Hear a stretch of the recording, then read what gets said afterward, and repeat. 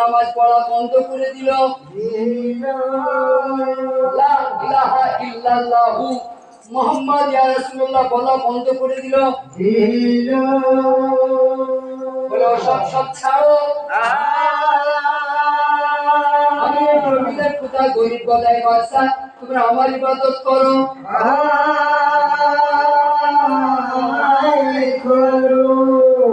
তখন আল্লাহ বলে জিবরিল যাও গদাই বাদশার মন্দিরে যাও, বাবা আজান দাও। ঠিক আছে। আজান দেওয়ার পরে গদাই বাদশাকে তুমি বুঝাবে। একবারে যদি বুঝতে না পারে 10 বার বলবে, 10 বারও যদি বুঝতে না পারে 10,000 বার বলবে। তারপরেও যদি গদাই বাদশা বুঝতে না পারে তুই ফিরে চলে আসবে। ওকে কি করে বুঝাইতে হয় আমার ব্যাপার। ও আল্লাহ তোমার মহিমা বলো কে জানে।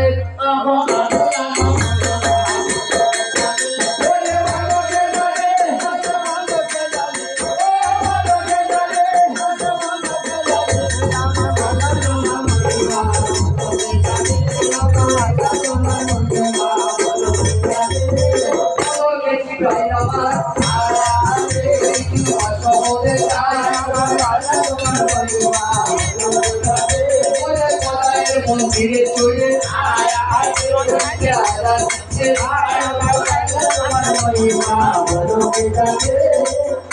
মন্দিরে উঠে আজান দিচ্ছে।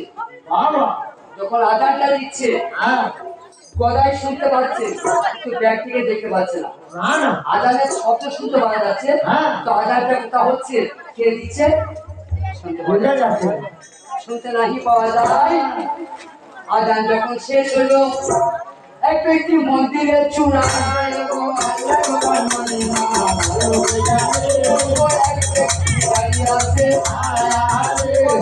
মন্দিরের চূড়া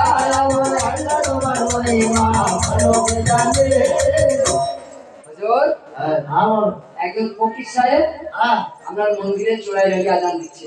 বাবা আমার মন বলছে উনি আজানটা দিয়েছেন।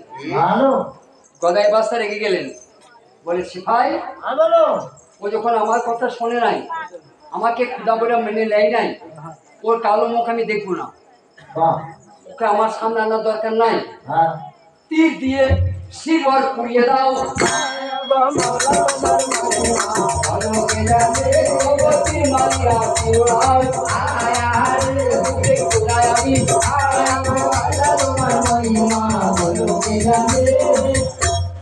একজন নয়, দুজন নয়, 500 জন তীরন্দাজ তীর মারছে ফকিরকে নিশান করে। দেখো আল্লাহর কি কেসমা হয়, একটাও তীর ফকিরের গায়ে লাগে নাই।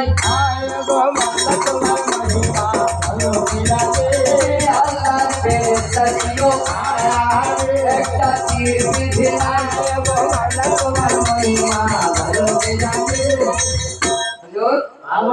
আমরা তীর মারতে পারছি না, মানে আমরা আলামারা হয়ে গেছি। আমার মনে হচ্ছে ফকির সাহেব জাদু জানে, জাদুর জন্য ওর গায়ে তীর লাগছে না। কথা বল, জাদুর জন্য ওর গায়ে তীর লাগছে না। ও তাহলে মস্ত বড় জাদুকর হতে পারে, তাহলে ওকে নামতে বলো, কোন নাগালে আসুক। ওকে নাগালের বাইরে পাচ্ছি না, তীরেও মারতে পারছে না, ওকে নিচে আসতে বলো, তখন আমি ওকে শাস্তি করে দেবো। ঠিক আছে ফকির সাহেব, ফকির সাহেব নিচে নেমে এসো। ঠিক আছে যাচ্ছি। তোমার চিন্তার কিছু নাই, তুমি জাস্ট বলবে গদাই মারতে রাজি।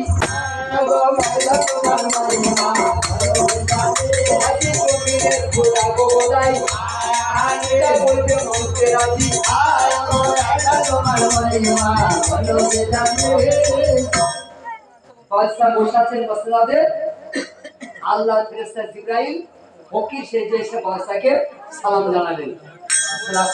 সালাম বললেন আসসালামু আলাইকুম। কিন্তু বাদশা রক্তে তেজে ফকিরের সামনে জবাব দেয় নাই।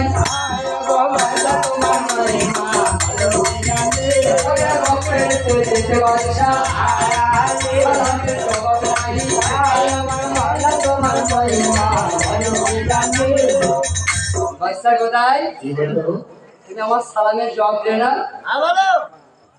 কি জবাব দেবো, আমি তোমায় সালাম দিলাম না, তুমি আমার সালামের জবাব দিলে না কেন?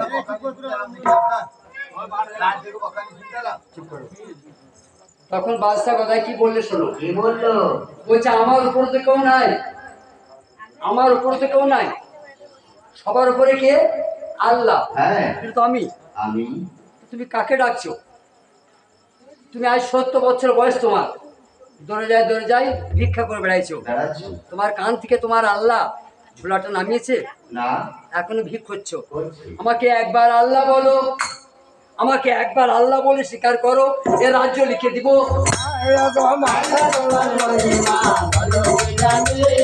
তাই হ্যাঁ এই রাজ্য তোমার? আমার মানুষ তো এটাই মনে করে মা। বাদশাহ যা বলছে এখনকার মানুষ তাই তো বলে এই বাড়ি আমার।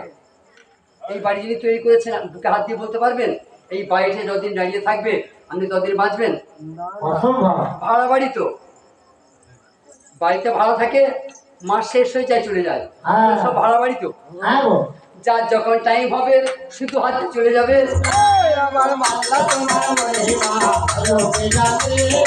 গদাই, মানুষ যখন ভুল করতে চালিত হয় তখন আল্লাহ তাকে বারবার সুযোগ দেয় যাতে সে শুধরায়।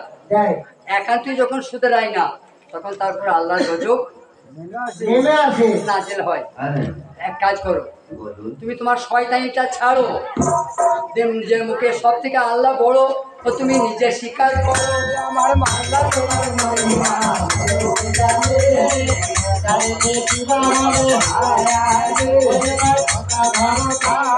মনানার নামে ওনার মামি বাকি ছিল, সেই মামি টাকা দিয়ে পাঠিয়েছে, আমি দোয়া চাইছি। তো এক কাজ করো, একবার খেলে আমার সঙ্গে সুর মিলিয়ে বলো লা ইলাহা ইল্লাল্লাহু মুহাম্মাদিয়া রাসূলুল্লাহ। যেমন এই জাহানে আল্লাহ তোমাকে বাদশা করেছে, এই কলমাটি একবার যদি প্রাণ থেকে পড়ো তোমার সে জাহানেও বাদশা হবে। অহংকারে মত্ত যারা, ধর্মকথা শুনে তারা, গদাই কি জবটা আছে শোনে মা, গদাই জবটাকে দিচ্ছে কবি সাহেব, যদি তোমার আল্লাহ বলে কেউ থেকে থাকে তাহলে আমাকে দেখাও। এখন নয়, এখন নয়, একটু সবুর করো। আল্লাহ বলে একটু সবুর করো ভাই, আমার কথা শোনো। ফকির সাহেবকে ওটাই কেন প্রশ্ন করছে দেখুন, যে তোমার আল্লাহ বলে কেউ থেকে থাকে, তুই বলছো আল্লাহ বলে কেউ আছে, তো আল্লাহ বলে কেউ আছে তাকে বলো আমাকে গজব দিবে, কেন আমি তো আল্লাহ মানি না। আল্লাহ, আমি নিজে আল্লাহ হয়ে গেছি, তাহলে আমার গজব দিতে দাও। আর তা যদি না পারো তোমার আল্লাহকে বলো, তোমার আল্লাহকে গিয়ে বলো আমি আল্লাহ হয়েছি, তা আল্লাহর আল্লাহ আমি কেড়ে নিয়েছি, ক্ষমতা থাকে যদি আল্লাহকে এনে দেখাও।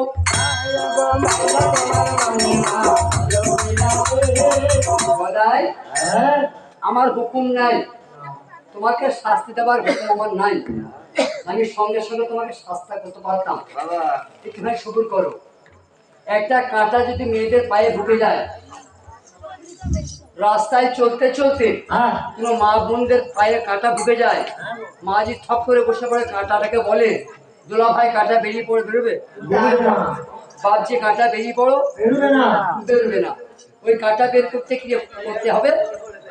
আরেকটা কাঁটার দরকার, আরেকটা কাঁটা দিয়ে ফুটাইলে ওই কাঁটাটা বেরিয়ে আসবে। কোনো মায়ের যদি কয়েক খেতে মনে হয়, কয়েকটা রেখে দিয়ে বলো বাবা ভেঙে যাও, ভাঙবে? ভাঙবে না। আর একটা কয়েক চাই, আর হয় শিলে ঠুকতে হবে, তবে সেই কয়েকটা ভাঙবে। তা গদাই, তোমাকে যে সুজা করতে পারবে আমি তাকে আনতে চললাম।